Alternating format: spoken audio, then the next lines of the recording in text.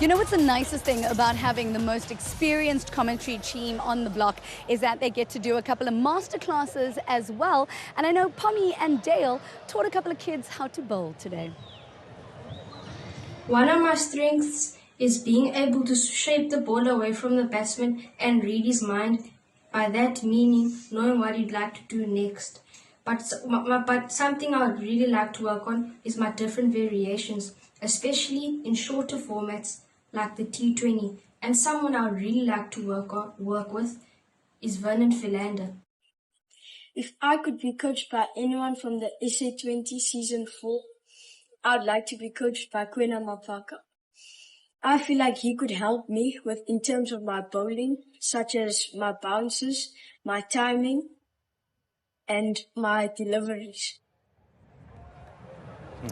Well, it's Sunday and we have the masterclass on the Betway SA20. And I tell you what, that was Caleb, who's from Hudson Park Primary, and also Lishuka from Powell Boys Primary. Guys, I can't find Vernon and I can't find Gwenna, but I've got a guy alongside. He said he's going to do his best. His name's Dale Steyn. I think he bowled a bit some time ago. Nice to see you, Dale. Good to see you. Okay, I suppose let's start at the beginning. And release was something that was spoken about with regard to bowling. Go with that. So I think the first thing that one of the kids were talking about was away swing. So I think if you want to generally swing the ball away, you want to be able to have the seam nice upright. And I'm assuming that you are a right arm bowler. You want the seam kind of facing, if you're going to look for a away swing, you want the seam kind of facing towards your first slip. You put the ball into your hand, like that, and then on release, I always try to let that part of my wrist over there be the first part of my wrist that the batsman saw. So that's the part there, and then you run your fingers down it, and then it kind of makes its way towards first slip, obviously towards the stumps, and then it will generally shape towards first slip, with the shiny side being on the outside, not on the inside. For in-swing, the complete opposite. I would go shiny side this side, ball slightly towards the leg slip, and then I would want that part of my wrist to kind of come down and let the ball generally do that. That's just generally speaking.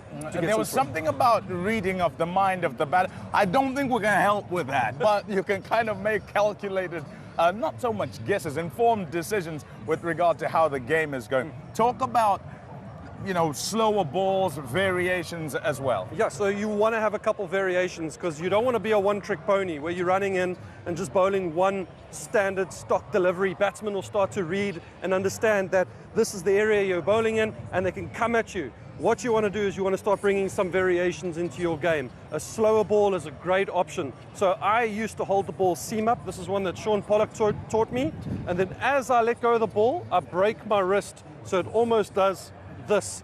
And if you really master it, you get to the point where there's no wrist behind the ball and your hands kind of come out like that. The ball will dip on the batters and will just fox them a little bit. And the moment you can do that, then you can go back to your pace on, and then instead of reading the batter's mind, he starts to question, what are you doing, Mr. Bowler? And that's how you get the upper plate. Yeah, and you're in control. Okay, final one, bounce, bumpers.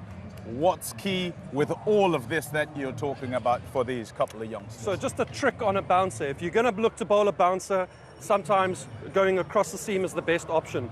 You hold it in your hand, gun barrel straight, make sure that part of your wrist is all behind it, and you get it nice and short. And often what will happen is that ball will come, it'll hit the shiny side, and it will just skin on a little bit quicker, and it will rush the batter. He'll get there before he's used to it. So that was a trick that Richard Pybers taught me, and I used it throughout my whole career. Hit many a batter and got many of them out too. But you've got to dig it in. Your bouncer's got to be your fastest delivery that you bowl. It's got to rush a batter, so it's got to be your effort ball. Okay, thank you, Dale. We could go on and speak more and more, but that's all we've got time for on this week's Betway SA20 Masterclass. Tell you what, Caleb and Lishuka, Dale Steyn, look him up.